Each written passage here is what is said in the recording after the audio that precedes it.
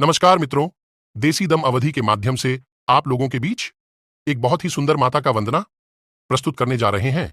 अगर अच्छा लगे तो लाइक, शेयर और चैनल को सब्सक्राइब जरूर कर लेना और अपना प्यार दुलार आशीर्वाद बनाए रखना। जय माता दी।